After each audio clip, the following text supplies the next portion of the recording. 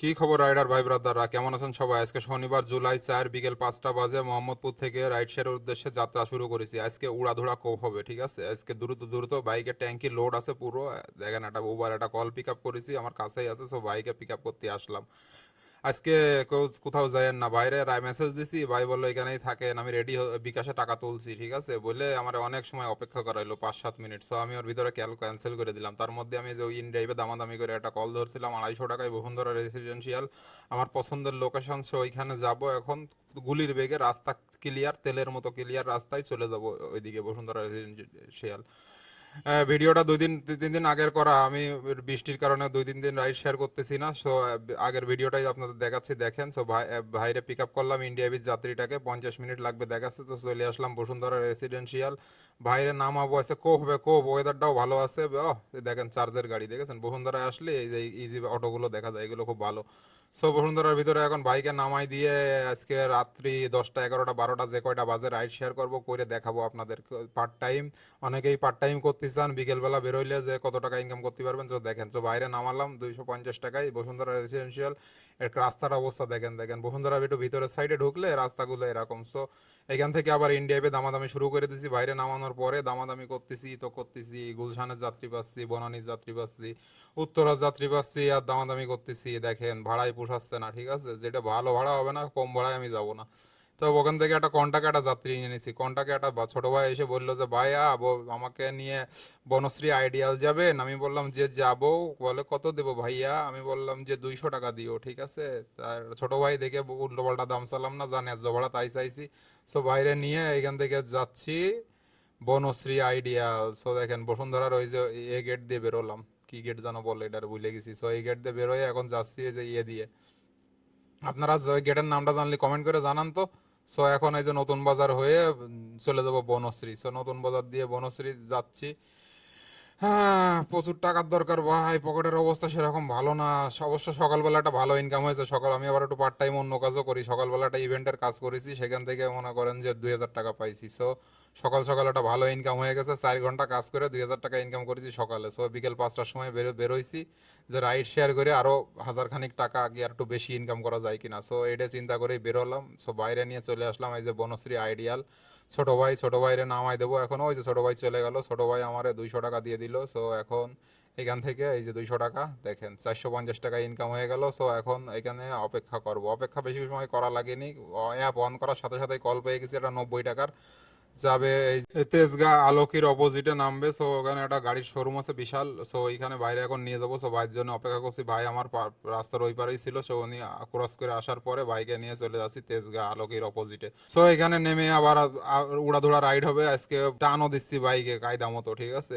কঠিন টানে যে বাইক চালাচ্ছি, কোনো রকম মানে গ্যাপ গুপ যেমনি সেমনি, রাস্তা ফাঁকা পালি শুধু কোপ এফজেড ভি3 নিয়ে চালাই, আমি খুব মজা পাই। তো এটা ভি3 যারা চালান তারা কমেন্ট করে জানান যে এফজেডএস দিয়ে বাইক চালাইতে কেমন লাগে। তো এখানে বাইরে নামালাম, 90 টাকা ভাড়া আসলো। ভাড়া আসার পর এখন নতুন ভাড়ার অপেক্ষা করতে হবে। দেখেন 8 মিনিটই নিয়ে আইছি, ঠিক আছে? বললাম না কোপ হবে কোপ। সো 8 মিনিটই নিয়ে চলে আইছি, বোঝেন কি কোপটা দিছি। সো এখান থেকে আবার ইন্ডিয়াবে দামা শুরু করে দিছি। তার মধ্যে উবার একটা কল ধরে ফেলাইছি। তো উবারের ওই আপুটাকে এখন নিয়ে যাবো। ওই যে আপু, আপু বসে বসে আমার অপেক্ষা করছিল, ঠিক আছে? আসতে বসে বেশি সময় লাগেনি, আপু রাস্তায় দাঁড়ায় কল দিছে। এরম যাত্রী ভালো, রাস্তায় দাঁড়ায় কল দেবে, 1 মিনিটের মধ্যে চলে আসবো, এসে তুলে নিয়ে চলে যাবো। সো আপুকে নিয়ে যাচ্ছি। আপুকে নিয়ে যাতে যাতে আমি ভিডিও করতে করতে ভুলে গেছি যে এই দিক দিয়ে যাইতে হবে আপুর লোকেশন। আপু যাবে নিউ মার্কেটের ওইখানে। কোন আমি মনে করেন ভিডিও করতে করতে রাস্তার ভিউ দেখতে দেখতে নিউ মার্কেটের যাত্রীকে শাহবাগ দিয়ে না নিয়ে যে ঢাকা ভার্সিটির মধ্যে যে দিয়ে পলাশির মোড় হয়ে আজিমপুর ঘুরাইয়ে যে নিউ মার্কেট নামাইছি। বলেন কি একটা কাজ করলাম, নিজের উপরে নিজেরই হাসি লাগছে, ঠিক আছে? যে কি কাজ করলাম, আপুও কিছু বলে না। পরে এই যে আপুকে এখানে নামালাম, আপুর এখানে নামানোর পরে আপু বলছে ভাই আপনি বেশি ঘুরে আইছেন, এত দূর তো লাগে না। পরে 130 টাকার ভাড়া, উনি আমাকে 150 টাকা দিচ্ছে। উনি মনে হচ্ছে বাইক বেশি ঘুরছে,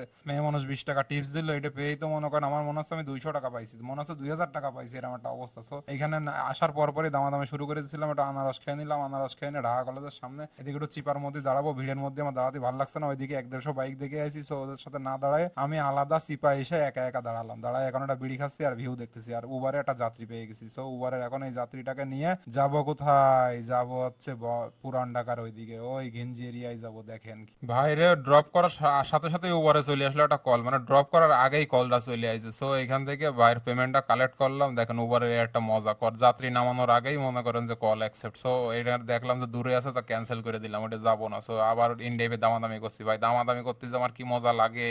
সো আবার দেখেন উবারে 503 টাকার কল আইছে, 37 কিলোমিটার রাস্তা। কিন্তু এখন ওই গাজীপুরে আমি যাব না, ওইখানে যে 1-150 বাইকারের সাথে মাথা ঠোকাঠুকি করে পরে যাত্রী না পেয়ে খালি আবার চলে আসা, এই পেরায় আমি নিতে চাচ্ছি না ভাই। সো 500 টাকার ভাড়া দিলাম, ক্যান্সেল করে দিয়ে উবার আর একটা যাত্রী ধরলাম। ইন্ডিয়াবি একটা যাত্রী ধরে ফেলেছি 249 টাকায়, দেখেন। সো ইন্ডিয়াবি যাত্রীটাকে কেটে দিলাম, কেটে দিয়ে আবার একটু বেশি দামাদামি করার চেষ্টা করলাম, ভাড়াটা কমে গেলো মনে হচ্ছে। সো উবারের যাত্রীটারে রিসিভ করি, উবারের ভাইটাকে নিয়ে এখন রওনা দিয়ে দেবো কোথায় জানতে হলে সাথে থাকতে হবে। দেখেন জ্যাম খাচ্ছি, কি একটু বৃষ্টিও হইলো। সো উবারের যাত্রীকে নিয়ে এখন যাচ্ছি ভাই, চলে আইছি ওই যে যেখান থেকে আপুরে নিয়ে আসছিলাম ওই জায়গায়, আবার তেজগাঁ গুলশান লিংক রোডে। সো এইখান থেকে ওই যে আপুকে নিয়ে আসছিলাম, একটা বাইকে ড্রপ করছিলাম। সো 219 টাকা ভাড়া আসলো উবারে, একটা ভালোই ভাড়া পাইছি। সো এখন এখান থেকে উবারে একটু হিসেব করে ফেলি, দাঁড়ান 600 250 1050 টাকা এই পর্যন্ত ইনকাম হয়ে গেছে। সো এখানে পাঠাওয়ে কল আসছে, দেখেন পাঠাওয়ে কল আসছে, বড় বড় কল, ক্যান্সেল করে দিচ্ছি। 25 টাকা কমিশন আমি এখন দেবো না। সো এখান থেকে উবারে দেখতেছি বাড়ির দিকে যাওয়া যায় কিনা, আর ভালো লাগছে না, চিন্তা করছি বাসায় চলে যাবো। ইনকাম পাতি যা হয়েছে ভালোই হয়েছে, লাস্টে আবার আপনাদের ক্যালকুলেশন দিচ্ছি। সো এখান থেকে বাসার দিকে একটা কল নেওয়ার চেষ্টা করছি, আর ভাবছি যদি ভালো ভাড়া পাই তাহলে অন্য লোকেশনে যাবো, যেখান থেকে আবার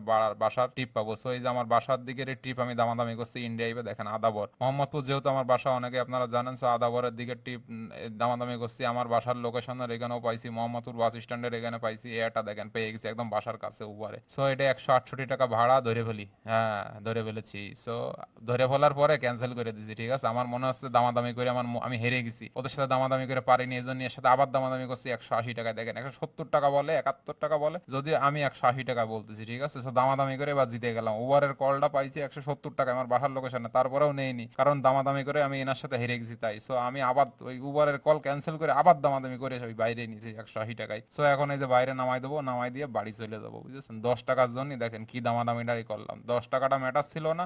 সো বাইরে নিয়ে যখন আসছি, দেখেন এইখানে দেখেন আসার সময় এই তেজগাঁ ফ্লাইওভারের ওইখানে বৃষ্টিতে দাঁড়াইছিলাম, দাঁড়াই মনে করেন, তারপরে আবার বৃষ্টিতে ভিজে ভিজে বাইরে যে নামাই দিলাম। আমি একটু হালকা হালকা ভিজেও গেছি, আজকে রেইনকোট নিয়ে আসিনি, যেহেতু বিকেলবেলা বেরোইছি, ওয়েদারও ভালো ছিল। সো বৃষ্টি হবে বুঝতে পারিনি, এই কারণে রেইনকোট নিয়ে আসিনি। সো বাইরে নামাই দিয়ে হালকা ভেজা শরীরে বাড়ির দিকে রওনা দিচ্ছি। সো আজকের ইনকাম টোটাল হলো দেখেন 1230 টাকা আজকে ইনকাম হয়েছে। 1230 টাকাতে 230 টাকা তেল খরচ, নেট প্রফিট হয়েছে 1000 টাকা। রাস্তায় ছিলাম 5 ঘন্টা, বাইক চালাইছি 50 কিলো। তো যারা আপনারা বিকালবেলা বেরোয় একবেলা বেরোয় কত টাকা ইনকাম করা যায়, তাদের জন্য এই ভিডিওটা অনেক কার্যকরী হবে, আশা করি তারা বুঝতে পারছেন। বিকালবেলা বেরোলেও একবেলা রাইড শেয়ার করেও কেমন ইনকাম সম্ভব সেটা আপনাদেরকে আজকে দেখালাম। সো আপনারা যারা পার্ট টাইম করতে চান, মাঝে মধ্যে এরকম অন্য কাজের পাশাপাশি আমার মতো পুক করে বেরোয় যেতে পারেন, ঠিক আছে। যখন দেখবেন যে মুড ভালো আছে তখনই বেরোবেন, মুড খারাপ নিয়ে কেউ রাইড শেয়ারে বেরোবেন না। তো আজকের মতো এখানেই বিদায়, দেখা হবে পরবর্তী কোনো ভিডিওতে নতুন কোনো রাইড শেয়ারের ব্লগ নিয়ে, অথবা আর্নিং আপডেট নিয়ে, অথবা টিপস অ্যান্ড ট্রিক্স নিয়ে। সো ভাই ব্রাদাররা, ভিডিওটি ভালো লাগলে একটা লাইক করবেন, কমেন্ট করবেন, আর শেয়ার করে ছড়িয়ে দিন আপনার সে সকল বন্ধুদের কাছে যারা রাইড শেয়ার করতে চায়। আল্লাহ হাফেজ, বাই বাই।